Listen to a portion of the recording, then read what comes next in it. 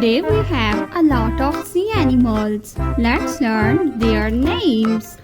Are you ready, kids? Let's start. They are sea animals. Let's learn their names one by one. The first one is a starfish. This is a starfish. The next sea animal is a clownfish. This is a clownfish. A clownfish. The next sea animal is a blue whale. This is a blue whale. The next one is a queen parrotfish.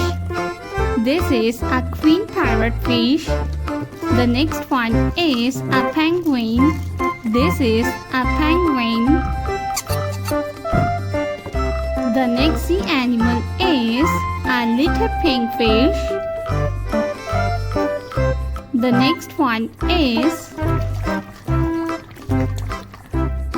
a purple fish. This is a purple fish. The next one is a little red fish. This is a little red fish. The next one is a king crab. This is a king crab. The next one is a yellow fish. This is a crab. A crab. The next one is a starfish. This is a starfish. The next sea animal is a little green fish. This is a little green fish. The next sea animal is a blue whale. This is a blue whale. The next one is a parrotfish.